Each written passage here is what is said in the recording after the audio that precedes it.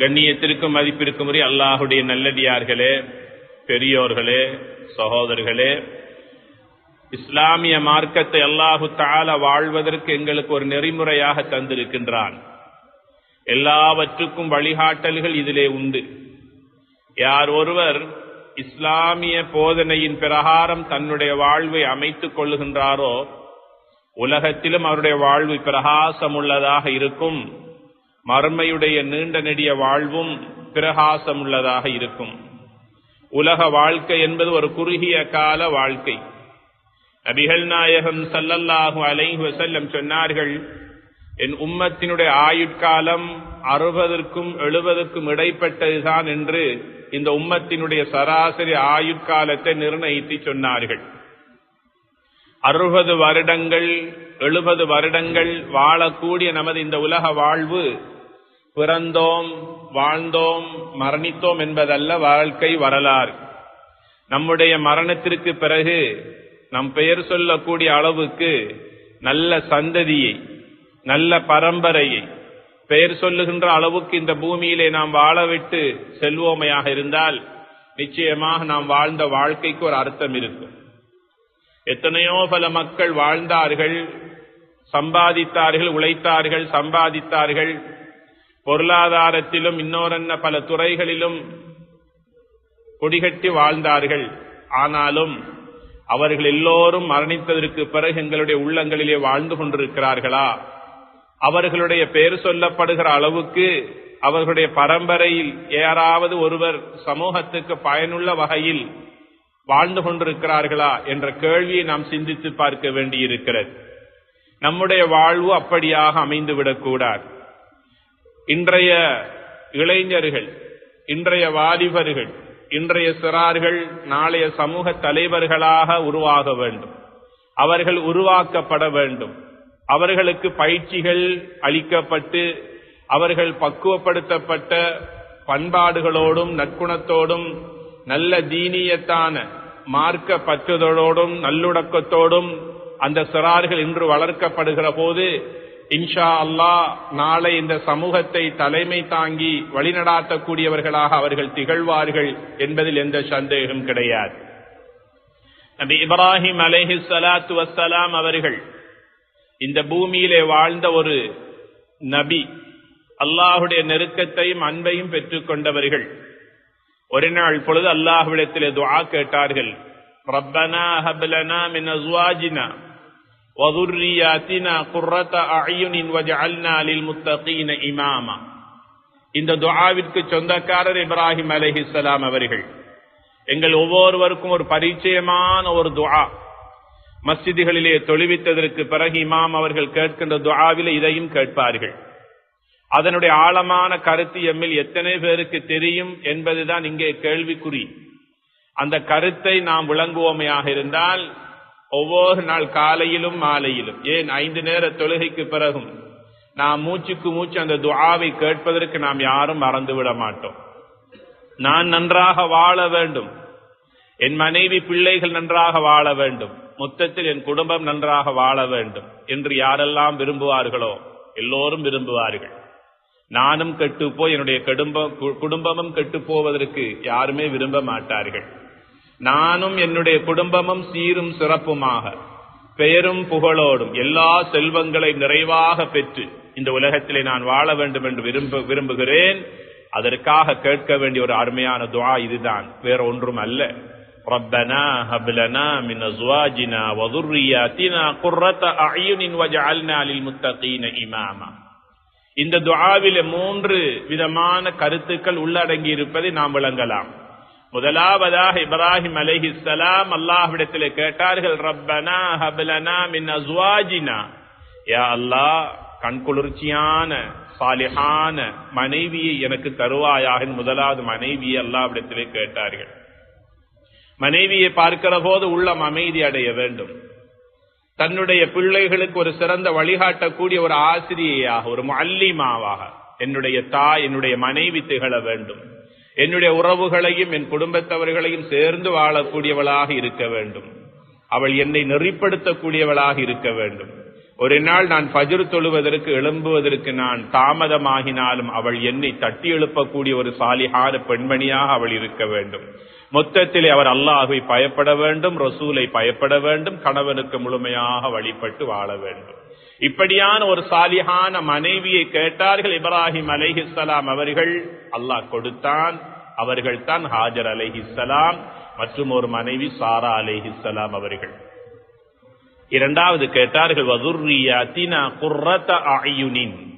கணவன் மனைவி இல்லற வாழ்க்கை வாழ்கிற போது அந்த வாழ்க்கையின் பெறுபேறாக அல்லாஹ் கொடுப்பது சாலிஹான பிள்ளை பாக்கியங்கள். பிள்ளை பாக்கியங்கள் அல்லாஹ் கொடுப்பான். வதுர்ரியாத்தினா நல்ல பரம்பரையை நல்ல சந்ததிகளை இறைவா எங்களுக்கு தருவாயாக. குர்ரத அயுனின் கண் குளிர்ச்சியான சாலிஹான பிள்ளை பாக்கியங்கள். அந்த பிள்ளைகளுடைய நடவடிக்கைகளை செயற்பாடுகளை அவர்களை பார்க்கிற போது கண்கள் குளிர்ச்சி அடைய வேண்டும், கல்வி இதமாக வேண்டும். சில வேளைகள் இந்த பிள்ளைகளுடைய நான் பெற்று வளர்த்து ஆளாக்கி என்னுடைய பிள்ளைகளை உலகத்திலே சமூகத்திலே குடும்பத்திலே மஹல்லாவில் இருக்கக்கூடிய 4 பேர் என் பிள்ளையை பாராட்டுகின்ற அளவுக்கு புகழ்கின்ற அளவுக்கு சமூகத்திலே என்னுடைய பிள்ளையை எல்லோரும் மெச்சி பேசப்படுகிற அளவுக்கு என்னுடைய பிள்ளையை கண்குளிர்ச்சியாக தருவாயாக என்று கேட்டவர்கள் இப்ராஹிம் அலைஹிஸ்ஸலாத்து வஸ்ஸலாம் அவர்கள். நல்ல பரம்பரை. குடும்பம் வேறு, பரம்பரை வேறு. குடும்பம் என்பது கணவன் மனைவி பிள்ளைகளாக வாழ்வது. அந்த குடும்பத்தினால் மாத்திரமே நல்ல பரம்பரையை உருவாக்க முடியும். பரம்பரை துர்ரியா சாலிஹா, நல்ல குட் ஜெனரேஷன், நல்ல பரம்பரையை கேட்டார்கள். 5000 ஆண்டுகள் கழிந்து விட்டன. இப்ராஹிம் அலைஹிஸ்ஸலாம் அவர்கள் வாழ்ந்து மறைந்து விட்டார்கள். அவர்களுடைய மனைவி மறைந்து விட்டார்கள். அவர்கள் பெற்ற 2 குழந்தை செல்வங்கள் இஸ்மாயில் அலைஹிஸ்ஸலாம் மற்றொருவர் இஸ்ஹாக் அலைஹிஸ்ஸலாம் எல்லோரும் மறைந்து விட்டார்கள். அவர்களுடைய பெயரையும் அன்னாருடைய குடும்பத்தை பற்றி இன்றும் உலகத்தில் பேசாதவர்கள் யாரும் இருக்கிறார்களா? மறைந்தும் மக்கள் உள்ளங்களிலே மனங்களிலே வாழ்ந்து கொண்டிருக்கிறார்கள் என்றால் நல்ல குடும்பத்தை நல்ல சாலிஹான பிள்ளைகளை பெற்று வளர்த்து தனக்காக மாத்திரமல்ல தன் சமூகத்தினருக்காக சமூக சேவையாளர்களாக சன்மார்க்க தீனை இந்த உலகத்திலே நிலைநிறுத்தக்கூடிய தாயிகளாக என்னுடைய பரம்பரை என்னுடைய பிள்ளைகள் வாழ வேண்டும் வளர வேண்டும் என்பதற்காக அந்த பிள்ளைகளை பயிற்சிகள் கொடுத்து கொடுத்து வளர விடவில்லை, வளர்த்தெடுத்தார்கள். அதனால் அந்த குடும்பம் மரணித்தும் அவர்கள் இன்றும் வாழ்ந்து கொண்டிருக்கிறார்கள். இப்படித்தான் நம்முடைய வாழ்க்கை அமைய வேண்டும். கண்ணியத்திற்குரியவர்களே, 60 வருடங்கள் 70 வருடங்கள் வாழ்ந்தோம் மரணித்தோம், அத்தோடு அல்ல நம்முடைய வரலாறு அப்படியே மூடி மறைக்கப்படக்கூடாது. நான் சுஜூது செய்த இடத்தில் என்னுடைய மகன் வந்து சுஜூது செய்ய வேண்டும். நான் ஓதிய குர்ஆனை என்னுடைய மகன் எடுத்து ஓத வேண்டும். நான் யார் யாருக்கெல்லாம் ரகசியமாக சதகாக்கள் கொடுத்து அந்த குடும்பத்திற்கு உதவி செய்தேனோ அதே போல அதே பணியை என்னுடைய மகன் தொடர்ந்து செய்து கொண்டிருக்க வேண்டும். இது சாலிஹான பிள்ளைகள் இந்த பூமியிலே நான் விட்டு விட்டு செல்லுகிற போது நடைபெறும். நபிகள் நாயகம் ஸல்லல்லாஹு அலைஹி வஸல்லம் சொன்னார்கள், இதா மாத்தல் இன்சான் இன்கதஅ அமலுஹு. ஒரு மனிதன் மரணித்து விட்டானேயானால் எல்லாமே துண்டிக்கப்படும் 3 விடயங்களை தவிர என்பது ஒரு பிரபல்யமான ஹதீஸ். 3 விடயங்கள் மாத்திரம் மரணிப்பது கிடையாது. அதில் ஒன்று தனக்காக துஆ செய்யக்கூடிய சாலிஹான பிள்ளை செல்வங்கள், இரண்டாவது பயனளிக்கக்கூடிய நல்லறிவு, மூன்றாவது சதகா ஜாரியா நிரந்தரமான தர்மம். தனக்காக துஆ செய்யக்கூடிய பிள்ளைகள் என்றால் யார்? நான் பெற்றெடுத்த பிள்ளைகள் மாத்திரமா? இல்லை. ஊரான் பிள்ளையை ஊட்டி வளர்த்தால் தன் பிள்ளை தானாக வளரும் என்று சொல்லுவார்கள். ஒரு தந்தையை இழந்த ஒரு அனாதை பிள்ளையை நான் பராமரிக்கின்றேன். மதரசாவிலே பாடசாலையிலே ஓதுகின்ற அந்த அனாதை பிள்ளையினுடைய மாத கட்டணத்தை செலுத்தி மறைமுகமாக அந்த பிள்ளையினுடைய ஓதலுக்கும் படிப்புக்கும் நான் காரணமாக மறைமுகமாக திரைமறைவிலே இருந்து அவனை நான் உருவாக்குகின்றேன். அவன் கற்கின்றான், படிக்கின்றான், பாடமாக்கின்றான். எதிர்காலத்தில் அவன் ஒரு சிறந்த ஒரு ஆசிரியனாக திகழப் போகிறான். எதிர்காலத்திலே ஒரு சிறந்த ஒரு ஆலிமாக திகழப் போகின்றான். எதிர்காலத்தில் ஒரு இஸ்லாமிய தாயியாக அழைப்பாளராக அவன் திகழப் போகின்றான்.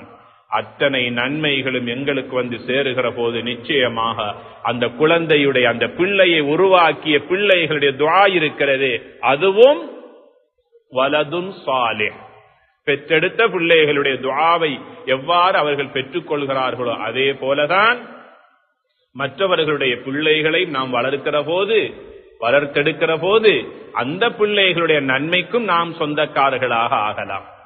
கண்ணியத்திற்குரிய அல்லாஹுடைய நல்லடியார்களே, இப்ராஹிம் அலைஹிஸ்ஸலாம் கேட்ட இரண்டாவது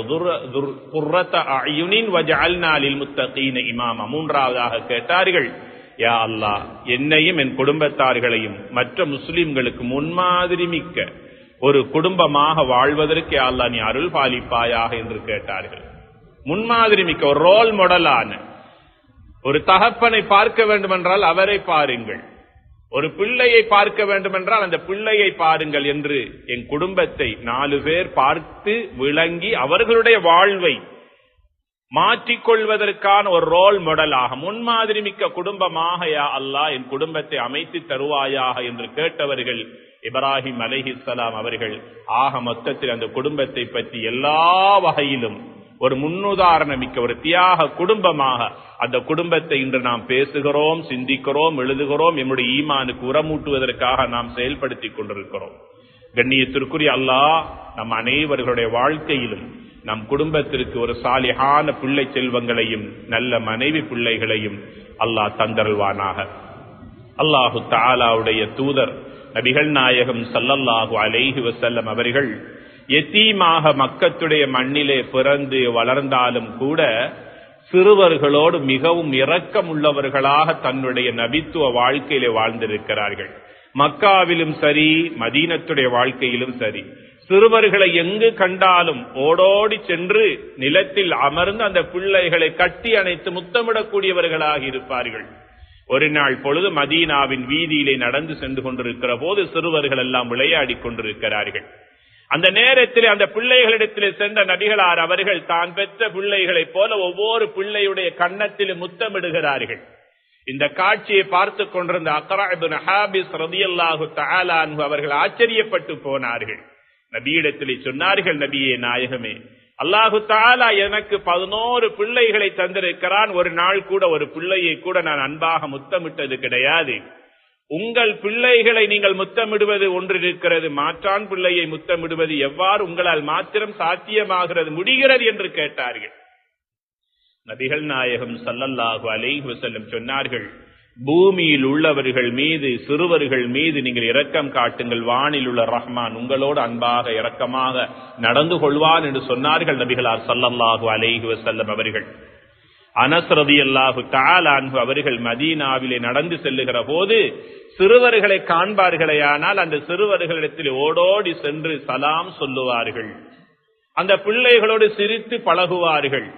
இப்னு அப்பாஸ் ரலியல்லாஹு தஆலா அன்ஹு அவர்கள் கேட்டார்கள் அனஸ் ரலியல்லாஹு அன்ஹு அவர்களை பார்த்து, ஏன் அந்த சிறுவர்களோடு நீங்கள் அன்பாக நடந்து கொள்கிறீர்கள்? சிறுவர்களை கண்டால் அவர்களுக்கு ஏன் நீங்கள் சந்தோஷமாக சலாம் சொல்லுகிறீர்கள்? அனஸ் ரலியல்லாஹு தஆலா அன்ஹு அவர்கள் சொன்னார்கள், இப்படித்தான் எம் உயிரிலும் மேலான நபிகள் நாயகம் ஸல்லல்லாஹு அலைஹி வஸல்லம் அவர்கள் நடந்திருக்கிறார்கள். அவர்களுடைய பிள்ளைகள் பேர பிள்ளைகளோடு மட்டுமல்ல, மதீனாவின் வீதியிலே எந்த சிறுவனை கண்டாலும் சிறுவர்களை கண்டாலும் ஓடோடி செல்லுவார்கள் நபிகளார் அவர்கள். விரைந்து சென்று கட்டி அணைப்பார்கள், நெஞ்சகத்தோடு அணைத்துக் கொள்ளுவார்கள், அவர்களுடைய கன்னங்களிலே முத்தமிடுவார்கள். சிறுவர்களுக்கு அவர்கள் சலாம் சொல்லக்கூடியவர்களாக இருப்பார்கள். அந்த சுன்னாவை என்னுடைய வாழ்க்கையில நான் எடுத்திருக்கிறேன் என்று சொன்னார்கள் அனஸ் ரலியல்லாஹு தஆலா அன்ஹு அவர்கள். லைஸ மின்னா மன் லம் யர்ஹம் ஸகீரனா வலம் யுஅக்கிர் கபீரனா. தன் வயதுக்கு கீழ்ப்பட்டவர்களுக்கு இரக்கம் காட்டாதவர்களும் தன் வயதுக்கு மேற்பட்டவர்களுக்கு மரியாதை செய்யாதவர்களும் என் சமூகத்தை சார்ந்தவர்கள் அல்ல என்று சொன்னார்கள் நபிகளார் ஸல்லல்லாஹு அலைஹி வஸல்லம் அவர்கள். ஒரு மதரசாவாக இருக்கலாம் அல்லது ஒரு பாடசாலையாக இருக்கலாம், நாம் நடந்து செல்லுகின்ற போது வீதியோரத்திலே காணுகின்ற மக்களாக இருக்கலாம், சந்தைகளிலே இருக்கலாம், அல்லது பொது போக்குவரத்தாக இருக்கலாம், அல்லது பொதுவான இடங்களில் நாம் ஒன்று கூடுகின்ற இடங்களாக இருக்கலாம். பல்லின மக்களோடு வாழுகின்ற போது நம்முடைய வயதுக்கு மேற்பட்டவர்கள் எந்த மதத்தை சார்ந்தவர்களாக இருந்தால் என்ன, எந்த மொழியை பேசக்கூடியவர்களாக இருந்தால் என்ன, மனிதன் என்ற அடிப்படையிலே அவர்களுடைய தகுதிக்கு ஏற்றால் போல் அவர்களை நாம் கண்ணியப்படுத்தி மரியாதை செய்ய வேண்டும் என்று அல்லாஹுடைய தூதர் நபிகள் நாயகம் ஸல்லல்லாஹு அலைஹி வஸல்லம் அவர்கள் மரியாதையையும் பண்பையும் நல்லொழுக்கத்தையும் எங்களுக்கு கற்றுத் தந்திருக்கிறார்கள். மரணித்து மையத்தாக கொண்டு செல்லுகின்ற ஒரு மாற்று மத சகோதரனுடைய ஜனாசாவை கண்டே சட்டென எழுந்து நின்ற நபிகளார் ஸல்லல்லாஹு அலைஹி வஸல்லம் அவர்கள் உயிரோடு வாழுகின்ற மக்களை மதிப்பதற்கு எந்த அளவுக்கு எங்களுக்கு கற்றுத் தந்திருக்கிறார்கள் என்பதை சிந்தித்து பார்க்க வேண்டும். சிறுவர்களாக இருந்தாலும் அப்படித்தான். எங்கு சிறுவர்களை கண்டாலும் சரி, அவர்களை பார்த்த போது சிரிக்க வேண்டும், சலாம் சொல்ல வேண்டும். அதிலும் விசேஷமாக தந்தையை இழந்த யத்தீமான பிள்ளைகளாக இருந்தால் அவர்களோடு என்ன கொஞ்சம் அதிகமாகவும் நெருக்கமாகவும் நாம் பழக வேண்டும். முடியுமாக இருந்தால் அந்த யத்தீமுடைய தலையிலே கையை வைக்கின்ற நேரம் வரைக்கும் அந்த ரஹ்மானுடைய மக்ஃபிரத் என்கின்ற அந்த மன்னிப்பு எங்கள் மீது சொரியப்பட்டு கொண்டே இருக்கும். யத்தீமான பிள்ளைகளோடு அதிக கவனம் செலுத்த வேண்டும். நபிகளார் ஸல்லல்லாஹு அலைஹி வஸல்லம் அவர்கள் ஒரு நாள் மஸ்ஜிது நபவியிலே தொழுது முடித்ததற்கு பிறகு உருக்கமாக மனதால் உள்ளத்தால் உருகி உருகி துஆ கேட்டுக் கொண்டிருக்கிறார்கள். நபிகளாருடைய 2 கண்களிலிருந்தும் கண்ணீர் வடிந்து கொண்டிருக்கிறது. கண்ணீர் வடித்து துஆ கேட்கிறார்கள். இதனை அவதானித்த மற்றும் ஒரு சஹாபி ஆச்சரியப்பட்டார்கள். துஆ முடிந்ததற்கு பிறகு நபிகளாரிடத்திலே சொன்னார்கள், நபியே நாயகமே, நானும் எத்தனையோ பல துஆக்களை கேட்கிறேன், ஒரு துளி கண்ணிலிருந்து கசிவதில்லையே. உங்களால் மாத்திரம் எவ்வாறு துஆ கேட்கிற போது அல்லாஹ்வுடைய அச்சத்தினால் கண்ணீர் வடிக்க முடிகிறது? உங்களுடைய உள்ளத்தில் அல்லாஹ் இரக்கத்தன்மையை எடுத்து விட்டால் என்னால் என்ன செய்ய முடியும்? உங்களுடைய உள்ளம் கரைய வேண்டுமென்றால், உங்களுடைய கண்கள் கண்ணீரை வடிக்க வேண்டுமென்றால் வாழ்க்கையில் 2 விதமான பழக்கங்களை எடுத்துக் கொள்ளுங்கள். உங்கள் கல்பு கரையும், உங்களுடைய கண்கள் கண்ணீரை வடிக்கும் என்று 2 விதமான நற்குணங்களை சொல்லிக் கொடுத்தார்கள். முதலாவது சொன்னார்கள், யத்தீமான அனாதை பிள்ளைகளை காணுகிற போது அந்த பிள்ளைகளை நெருங்குங்கள், அரவணையுங்கள். யத்தீமான பிள்ளையுடைய தலையிலே கையை வையுங்களுடைய கல்பு கரையும் என்று சொன்னார்கள் நபிகளார் ஸல்லல்லாஹு அலைஹி வஸல்லம் அவர்கள். இரண்டாவது சொன்னார்கள், மிஸ்கீன்களான ஏழைகளை ஒதுக்கி விடாதீர்கள், அவர்களோடு ஒன்றாக ஓரிடத்திலே ஒன்றாக சேர்ந்து உட்காருங்கள், ஒன்றாக அவர்களோடு உணவருந்துங்கள். உங்களுடைய பயணங்களிலே மிஸ்கீன்களையும் சேர்த்துக் கொள்ளுங்கள். யார் ஒருவருடைய வாழ்க்கையில் இந்த 2 பண்புகளும் இருக்கிறதோ அவருடைய உள்ளத்தில் இரக்க குணம் அதிகரிக்கும். அல்லாஹ்விடத்திலே மனமுருகி துஆ செய்கிற போது அவர்களுடைய கண்கள் அல்லாஹ்வின் அச்சத்தினால் அழும் என்று சொன்னார்கள் நபிகள் நாயகம் ஸல்லல்லாஹு அலைஹி வஸல்லம் அவர்கள். கண்ணியத்திற்குரிய அல்லாஹ்வுடைய நல்லடியார்களே, ஒரு நாள் நபிகளார் ஸல்லல்லாஹு அலைஹி வஸல்லம் அவர்கள் மஸ்ஜிது நபவியில இருந்து வெளியே வருகிறார்கள். ஒரு 12 வயது மதிக்கத்தக்க ஒரு சிறுவன் நபிகளாருடைய செருப்பு 2ஐயும் எடுத்துக்கொண்டு ஓடோடி வந்து நபிகளாருடைய காலுக்கு அருகாமையிலே வைத்து விட்டார். நபிகளார் ஸல்லல்லாஹு அலைஹி வஸல்லம் அவர்கள் அந்த செருப்பை பிஸ்மில்லா சொல்லி அணிகிறார்கள். அந்த சிறுவனுக்காக துஆ செய்தார்கள், அல்லாஹும்ம அல்லிம்ஹுல் கிதாப வல் ஹிக்மா. யா அல்லாஹ், அல் குர்ஆனையும் மார்க்க அறிவையும் கல்வி ஞானத்தையும் இந்த குழந்தைக்கு யா அல்லாஹ் நீ விரிவாக கற்றுக் கொடுப்பாயாக, கல்வி ஞானத்தில் சிறந்து விளங்க யா அல்லாஹ் நீ அருள் பாலிப்பாயாக என்று 12 வயது மதிக்கத்தக்க அந்த சிறுவனுக்காக துஆ செய்தார்கள். சிறு காலம் கழித்ததற்கு பிறகு அதே சிறுவனை அதே மஸ்ஜிது நபவியிலே பார்க்கிறார்கள். அந்த சிறுவனிடத்தில் சுகம் விசாரித்தார்கள். அதற்கு பிறகு அந்த சிறுவன் சொன்னான், நபியே நாயகமே, அன்றொரு நாள் இதே இடத்திலே வைத்து எனக்காக துஆ செய்தீர்களே, இன்று நான் அல் குர்ஆன் முழுவதையும் மனநமிட்ட ஒரு ஹாஃபிஸாக உங்களுக்கு முன்னால் நிற்கிறேன் நபியே நாயகமே என்று அந்த சிறுவன் அந்த செய்தியை சொன்ன போது நபிகள் நாயகம் ஸல்லல்லாஹு அலைஹி வஸல்லம் அவர்கள் அந்த சிறுவனை தன்னுடைய நெஞ்சகத்தோடு அணைத்தார்கள். அவனை கட்டி அணைத்து முபாரக்கான ரசூலுல்லாஹ்வுடைய கையினால் தடவி அந்த பிள்ளையை பார்த்து சொன்னார்கள், நான் இப்போது தொழப் போகிறேன், என் அருகில் வந்து நீயும் நின்று தொழுது கொள் என்று அந்த சிறுவனுக்கு அனுமதி கொடுத்தார்கள். அது ஒரு பெரும் பாக்கியம். அது எத்தனை பல மூத்த பெரும் சஹாபாக்கள், அபூபக்கர், உமர், உஸ்மான் போன்ற சுவர்க்கத்தை கொண்டு நன்மாராயம் சொல்லப்பட்ட எத்தனையோ பல சஹாபாக்கள் நபிகளாருடைய தோளோடு தோள் நின்று தொழ வேண்டும் என்று ஆசைப்பட்டார்கள். ஆனாலும் அவர்களுக்கு அந்த பாக்கியம் கிடைக்கவில்லை. ஏனென்றால் நபிகளார் அவர்கள் இமாமாக எப்போது முன்னுக்குத்தான் நிற்பார்கள், மற்றவர்கள் அனைவரும் பின்னால் தான் நிற்பார்கள். நபிகளாருக்கு ஸல்லல்லாஹு அலைஹி வஸல்லம் அவர்களுக்கு ஆண் பிள்ளைகள் இல்லாததன் காரணமாக ஒரு தகப்பன் தன்னுடைய பிள்ளையை அழைத்துக் கொண்டு கைபிடித்து மஸ்ஜிதுக்கு அழைத்துக் கொண்டு வந்து தன் அருகிலே வைத்துக் கொண்டு தொழுவதை போல ஸல்லல்லாஹு அலைஹி வஸல்லம் அவர்களுக்கு அந்த பாக்கியம் கிடைக்கவில்லையே. இந்த சிறுவனை பார்த்து சொன்னார்கள், என் அருகிலே வந்து நீ நின்று தொழு என்று அனுமதி கொடுத்தார்கள். சொல்லிய நபிகளார் அவர்கள் தக்பீர் கட்டி தொழுது கொண்டிருக்கிறார்கள். தொழுகை முடித்துவிட்டு பக்கத்திலே பார்க்கிறார்கள், அந்த சிறுவனை காணவில்லை. இடது பக்கத்திலே பார்க்கிறார்கள், அந்த சிறுவனை காணவில்லை. நபிகளார் அவர்கள் பின்னால் திரும்பி பார்க்கிறார்கள், மூன்றாவது சஃபிலே அந்த சிறுவன் தொழுது முடித்து நபிகளாருக்காக காத்துக் கொண்டிருக்கிறார். உயிரிலும் மேலான நபிகள் நாயகம் ஸல்லல்லாஹு அலைஹி வஸல்லம் கேட்டார்கள், எத்தனையோ பல மனிதர்கள் சஹாபாக்கள் எல்லாம் என்னோடு தோளோடு தோள் நின்று தொழ வேண்டும் என்று ஆசைப்பட்டார்கள். அவர்களுக்கு கிடைக்காத பாக்கியமும் சந்தர்ப்பமும் உனக்கு கிடைத்திருக்கிறது, நீ ஏன் எனக்கு அருகாமையில் வந்து தொழவில்லை என்று கேட்டபோது அந்த சிறுவன் சொன்னான், நபியே நாயகமே, உங்களுக்கு அருகாமையில் வந்து தொழ வேண்டும் என்று எனக்கு என்ன ஆசை இல்லையா? என் உள்ளமெல்லாம் உங்களுக்கு அருகாமையில் என்று தொழ வேண்டும் என்ற ஆசை இருந்தது. பெரிய மனிதர்களோடு மூத்தவர்களோடு நேருக்கு நேராக நிற்கக்கூடாது, அவர்களுடைய முகம் பார்த்து சத்தமா பேசக்கூடாது, குரலை உயர்த்தக்கூடாது, அவர்களோடு அதபாக ஒழுக்கமாக நடந்து கொள்ள வேண்டும் என்று என்னுடைய தாய் இந்த ஒழுக்கத்தை சொல்லித் தந்ததன் காரணமாக நபியே நாயகமே, நான் உங்களுக்கு அருகாமையில் வந்து நின்ற போது என்னுடைய உள்ளமும் உடலும் நடுங்கியது. ஒரு அபூபக்கரை விட பெரியவனா நீ? ஒரு உமர் ரலியல்லாஹு அன்ஹு அவர்களை விட சிறந்தவனா நான்? இல்லை. எனக்கு அந்த சந்தர்ப்பத்தை ரசூலுல்லாஹ் ஸல்லல்லாஹு அலைஹி வஸல்லம் தந்தாலும் எனக்கு எந்த தகுதியும் இல்லை நபியே நாயகம் உங்களோடு தோளோடு தோள் நின்று தொழுவதற்கு. அதனால் நான் பின் சஃப்புக்கு சென்று விட்டேன் என்று சொன்னபோது நபிகளார் ஸல்லல்லாஹு அலைஹி வஸல்லம் அவர்கள் அந்த சிறுவனுக்காக துஆ செய்தார்கள். 2 துஆக்கள். அல்லாஹும்ம ரஹம் உம்முக, உண்ட உம்மாவுக்கு அல்லாஹ் ரஹ்மத் செய்வானாக, நல்ல பிள்ளையை பெற்று வளர்த்திருக்கிறாள். இரண்டாவது துஆ செய்தார்கள், அல்லாஹும்ம ஷ்ரஹ் ஸத்ரஹு லில் இஸ்லாம், யா அல்லாஹ் இந்த பிள்ளைக்கு மார்க்கத்தின் அறிவை விசாலமாக கொடுப்பாயாக என்று அந்த சிறுவனுக்காக துஆ செய்தார்கள். அப்பேற்பட்ட நபிகளாருடைய துஆவை பெற்று திகழ்ந்து இந்த உலகத்துக்கே ஒரு சிறந்த அல் குர்ஆனுடைய விரிவுரையாளராக திகழ்ந்தவர்கள் தான் அப்துல்லாஹ் இப்னு அப்பாஸ் ரலியல்லாஹு தஆலா அன்ஹு அவர்கள். அல் குர்ஆனுக்கு விளக்க உரையாளர்கள் பல ஆயிரக்கணக்கான விரிவுரையாளர்கள் இருக்கிறார்கள்.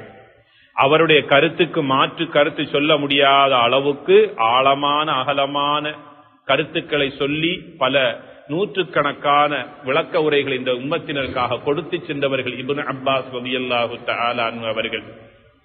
தன்னுடைய 80வது வயதிலே வயோதிப நிலையில் மதீனாவின் வீதியிலே ஒரு நாள் நடந்து சென்று கொண்டிருக்கிற போது மலைகளை பார்த்து அழுதார்கள், மரங்களை பார்த்து அழுதார்கள், கற்களையும் முட்களையும் பார்த்து அழுதழுது மதீனாவின் வீதியிலே நடந்து சென்று கொண்டிருக்கிறார்கள். ஒரு நாள் பொழுது இப்னு உமர் ரலியல்லாஹு தஆலா அன்ஹு அவர்கள் இப்னு அப்பாஸ் ரலியல்லாஹு அன்ஹு அவர்களை பார்த்து கேட்டார்கள், மதீனாவின் வீதியிலேயே நடந்து செல்லுகிற போது அழுதழுது செல்லுகிறீர்கள், எம் உயிரிலும் மேலான நபிகளார் ஸல்லல்லாஹு அலைஹி வஸல்லம் அவர்கள் நடந்து சென்ற இந்த பூமியில் அவர்கள் இல்லாத போது என்னால் எவ்வாறு வாழ முடியும்? நான் இந்த மதீனாவை விட்டே போக போகிறேன் என்று, நபிகளார் இல்லாத மதீனாவில் வாழ முடியாது என்று அழுகையோடு தன்னுடைய கல்வி பயணத்தை தொடருவதற்காக தாயிஃபுக்கு நடந்து சென்றார்கள். அங்கு 2 ஆண்டுகள் வாழ்ந்தார்கள். அங்குள்ள தாய் பிள்ளைகளுக்கு குர்ஆனை கற்றுக் கொடுத்தார்கள், ஹதீஸை கற்றுக் கொடுத்தார்கள். ஒரு நாள் பொழுது பிள்ளைகளுக்கு ஹதீஸ் பாடம் நடாத்தி கொண்டிருக்கிற போது, அல் குர்ஆனை கற்றுக் கொடுக்கிற போது அதே அல் குர்ஆனுடைய மஜ்லிஸ்லேயே அன்னார் இறைவனடி சேர்ந்தார்கள். அங்கேயே அவர்கள் நல்லடக்கம் பெற்றார்கள். தன்னுடைய 82வது வயதில் இப்னு அப்பாஸ் ரலியல்லாஹு தஆலா அன்ஹு அவர்கள். கண்ணியத்திற்குரிய பெற்றோர்களே, பெரியோர்களே, எங்களுடைய பிள்ளைகளை இப்படித்தான் நாம் வளர்க்க வேண்டி இருக்கிறது. கல்வியை கொடுத்து, ஒழுக்கத்தை கொடுத்து, பெரியோர்களுக்கு மரியாதை செய்யக்கூடிய பிள்ளை செல்வங்களாக நம் பிள்ளைகளை பெற்று வளர்த்து நாம் ஆளாக்கிவிட்டால் நாம் ஒரு காலத்திலே வயோதிப நிலைமைக்கு நாங்கள் வருவோம், முதியோர் நிலைமைக்கு நாங்கள் வருவோம். 70 வயதாக இருக்கும், 75 வயதாக இருக்கும், செலூனுக்கு சென்று முடிவெட்ட முடியாத நிலை, தாடியும் வளர்ந்து மீசையும் வளர்ந்து தலைமுடிகளும் வளர்ந்து இருக்கிற போது என்னுடைய பிள்ளை தகப்பனுக்கு செய்ய வேண்டிய கடமைகளை வீட்டிலே வைத்து செய்வான்.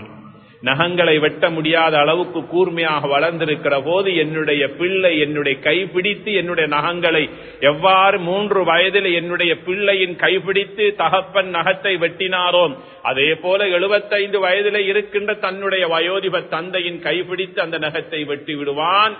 அவரை சுத்தமாக வைத்திருப்பார்.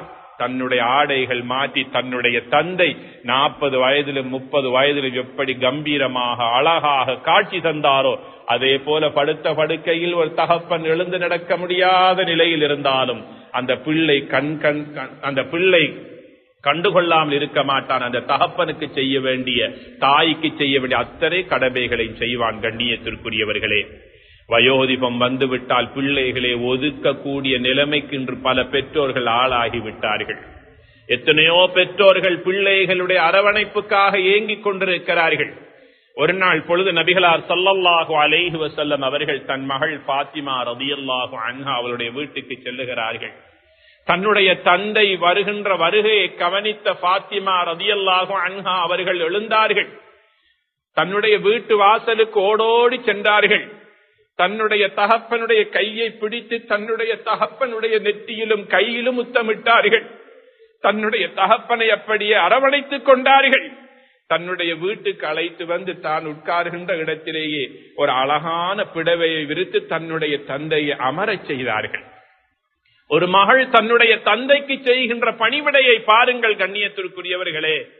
எத்தனை வயதால் அவர்கள் கூடினான் அல்ல, வளர்ந்தால் என்ன, அவர் என்னுடைய தகப்பன், அவர் என்னுடைய தாய் என்ற அந்தஸ்தை நாம் எங்களுடைய பிள்ளைகளுடைய உள்ளங்களிலே, அந்த நல்லொழுக்கத்தை சிறு பிள்ளை வயதிலேயே நாம் உருவாக்கி அந்த பிள்ளைகளை பயிற்சியில் அளித்து வளர்க்கிற போது என்னுடைய பிள்ளை வாழ்க்கை எந்த உயரத்தில் இருந்தாலும் தகப்பனுடைய கடமைகளை செய்வதற்கு அவன் மறக்க மாட்டான்.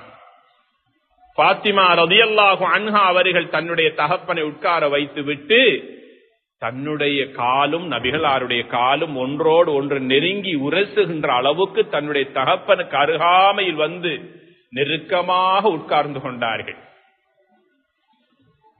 எழுந்து செல்லுகிற போது நபிகளார் ஸல்லல்லாஹு அலைஹி வஸல்லம் அவர்கள் தன்னுடைய மகளுடைய நெற்றியிலே முத்தமிட்டார்கள்.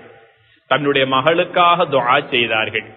கண்ணியத்திற்குரிய அல்லாஹ்வுடைய நல்லடியார்களே, ஒரு நாள் பொழுது ஸல்லல்லாஹு அலைஹி வஸல்லம் அவர்கள் சஹாபிகளிலேயே மிகவும் தாய் தகப்பனுக்கு உபகாரம் செய்த ஒரு பாக்கியத்தை பெற்றவர்கள் தான் நுஅமான் இப்னு ஹாரிஸா ரலியல்லாஹு தஆலா அன்ஹு அவர்கள். அந்த சஹாபியை ஒரு நாள் ஃபஜ்ருக்கு பிறகு மஸ்ஜித் நபவியிலே காண்கிறார்கள். அந்த சஹாபியை அழைத்த நபிகளார் ஸல்லல்லாஹு அலைஹி வஸல்லம் சொன்னார்கள், சுவர்க்கத்தில் நீங்கள் நடந்து செல்லுகின்ற காட்சியை நான் கண்டேனே, ஏன் தெரியுமா? உங்கள் தாய் தகப்பனுக்கு நீங்கள் செய்த உபகாரத்தின் காரணமாக அந்த காட்சி அல்லாஹ் எனக்கு காண்பித்தான் என்று நுஅமான் இப்னு ஹாரிஸா ரலியல்லாஹு தஆலா அன்ஹு அவர்களை பார்த்து ஸல்லல்லாஹு அலைஹி வஸல்லம் சொன்னார்கள். கண்ணியத்திற்குரிய அல்லாஹ்வுடைய நல்லடியார்களே, இன்றைய எம்முடைய குழந்தை செல்வங்கள், இன்றைய இளைஞர்கள், வாலிபர்கள், சிறுவர்கள் இந்த சமூகத்தை நாளை வழிநடாத்தக்கூடிய சமூக தலைவர்களாக, சமய மேம்பாட்டர்களாக இந்த மார்க்கத்தையும் இந்த சமயத்தையும் இந்த சமூகத்தையும் ஊக்கப்படுத்தக்கூடியவர்களாக வாழ வேண்டும் என்றால் அவர்களை நாங்கள் வளர்க்க வேண்டி இருக்கிறது. அவ்வாறு அந்த பிள்ளைகள் வயதுக்கு வந்து விட்டால் திருந்திக் கொள்ளுவார்கள். இப்ப என்ன அவர்களுக்கு என்ன வயதா போய்விட்டது, அவர்களுக்குரிய வயது வந்துவிட்டால் எல்லாம் சரியாகிவிடும் என்ற அந்த பிள்ளைகளை போற போக்கிலே விட்டுவிட்டால் நபிகளார் ஸல்லல்லாஹு அலைஹி வஸல்லம் சொன்னார்கள், ஒரு பிள்ளை தன்னுடைய தாயையும் தகப்பனையும் ஏசுவதும் திட்டுவது பெரும் பாவம் என்று சொன்னார்கள். சஹாபாக்கள் கேட்டார்கள், நபியே நாயகமே, ஒரு பிள்ளை தன்னுடைய தாய் தகப்பனை எவ்வாறு திட்டுவான் என்று கேட்டார்கள். இவன் இன்னொருடைய தாய் தகப்பனை ஏசுவான், திட்டுவான், அவன் இவனுடைய வாப்பா அம்மாவுக்கு ஏசுவான், திட்டுவான். அப்படி ஒரு பிள்ளை தன்னுடைய தாய்க்கும் தகப்பனுக்கும் ஏச்சும் பேச்சும் சாபமும் வாங்கி கொடுப்பது இன்ன மினல் கபாயிர், அது பெரும் பாவங்களில் ஒன்று என்று சொன்னார்கள் நபிகளார் ஸல்லல்லாஹு அலைஹி வஸல்லம் அவர்கள். எத்தனையோ பேர் எத்தனையோ தாய் தகப்பனை வாய்க்கு வந்த வார்த்தைகளினால் திட்டுகிறார்கள், ஏசுகிறார்கள், சாபமிடுகின்றார்கள். என்ன காரணம்? பிள்ளைகள் செய்கின்ற அசிங்கங்கள் தான் அதற்கு காரணம், பிள்ளைகள் செய்கின்ற தவறுகள் தான் அதற்கு காரணம். ஒரே ஒரு ஹதீஸை கூறி நான் முடிவுரைக்கு வருகிறேன். நபிகளார் ஸல்லல்லாஹு அலைஹி வஸல்லம் சொன்னார்கள், சிறந்த தகப்பன் யார் தெரியுமா? வீட்டை விட்டு வெளியே போன தகப்பன் மீண்டும் வேலைகள் முடித்து வீட்டுக்கு வருகிற செய்தியை அறிந்து பிள்ளைகள் எல்லாம் வீட்டு வாசலுக்கே ஓடி வந்து அந்த தகப்பனை வரவேற்கிற போது அவன் ஒரு சிறந்த தகப்பன் என்று சொன்னார்கள் நபிகளார் ஸல்லல்லாஹு அலைஹி வஸல்லம் அவர்கள். அதே போல கெட்ட தகப்பன் யார் என்றால், தகப்பனுடைய வருகையை அறிந்து எந்த பிள்ளைகள் எல்லாம் ஓடோடி ஒளித்து மறைந்து கொள்கிறார்களோ அவன் கெட்ட தகப்பன் என்று சொன்னார்கள் நபிகளார் ஸல்லல்லாஹு அலைஹி வஸல்லம் அவர்கள். எங்களுடைய பிள்ளைகள் நாம் வீட்டிலேயே இருப்பதையே விரும்புகிறார்களா, அல்லது எப்போது என்னுடைய வாப்பா வெளியே போவார் என்று எதிர்பார்த்து கொண்டிருக்கிறார்களா என்பதனை நாம் ஒவ்வொருவரும் சுய பரிசோதனை செய்ய வேண்டியிருக்கிறது. ஒரு சனிக்கிழமை, ஒரு ஞாயிற்றுக்கிழமை, ஒரு போயா தினம் வந்துவிட்டால் எங்களுடைய எல்லா வேலைகளையும் அப்படியே ஓரிடத்திலே ஒதுக்கிவிட்டு, ஓரிடத்திலே மூட்டை கட்டிவிட்டு, எங்களுடைய பிள்ளைகளோடு ஒன்றாக அமர்ந்து அவர்களோடு சிரித்து மகிழ்ந்து பழக வேண்டிய ஒரு நாள் சந்தர்ப்பமாக அவைகளை நாம் எடுத்துக்கொள்ள வேண்டும். கண்ணியத்திற்குரியவர்களே, ஒரு காலம் வருகிற போது என்னுடைய பிள்ளை என்னுடைய தோளுக்கு மேலால் வளர்ந்து அவன் திருமணம் முடித்து அவன் பல பிள்ளைகளுக்கு தகப்பனாக மாறுகிற போது என்னுடைய தகப்பன் இப்படித்தான் என்னோடு நடந்து கொள்வார் என்று அவனுடைய பிள்ளைகளுக்கு அவன் சொல்லிக் கொடுத்து வாழ்வானா இல்லையா? ஆக கண்ணியத்திற்குரியவர்களே, எந்த ஒன்றாக இருந்தாலும் நமக்காக துஆ செய்கின்ற ஒரு சாலிஹான பிள்ளை நபிகளார் ஸல்லல்லாஹு அலைஹி வஸல்லம் சொன்னார்கள், ஒரு தகப்பன் தன்னுடைய பிள்ளைகளுக்காக கேட்கின்ற துஆ அல்லாஹ்விடத்திலே தங்கு தடையின்றி கபூல் செய்யப்படும். எப்படி பிள்ளைகளுக்காக துஆ செய்ய வேண்டும்? ரப்பனா ஹப் லனா மின் அஸ்வாஜினா வ ذُرِّيَّاتِنَا قُرَّةَ أَعْيُنٍ وَاجْعَلْنَا لِلْمُتَّقِينَ இமாமா. பெற்றோர்கள் பிள்ளைகளுக்காக கேட்கின்ற துஆ. அதே போல பிள்ளைகள் பெற்றோருக்காக கையேந்தி விட்டால் ரப்பி ரஹம்ஹுமா கமா ரப்பயானி ஸகீரா, யா அல்லாஹ், என்னை பெற்று வளர்த்து இந்த நிலைமைக்கு ஆளாக்கிவிட்ட என்னுடைய தாய்க்கும் தகப்பனுக்கும் நீ ரஹ்மத் செய்வாயாக, என் பெற்றோர்களோடு இரக்கமாக நீ நடந்து கொள்வாயாக, உன் ரஹ்மத்தை என் பெற்றோர்கள் மீது சொரிவாயாக என்று ஒரு பிள்ளை இந்த துஆவை கேட்கிற போது அவந்த பிள்ளையினுடைய துஆ, தகப்பனுக்காக கேட்ட துஆ திரையில்லாமல் அல்லாஹ்வுடைய அர்ஷை சென்று அடைகிறது. அல்லாஹு தஆலா அந்த துஆவை கபூல் செய்கிறார்.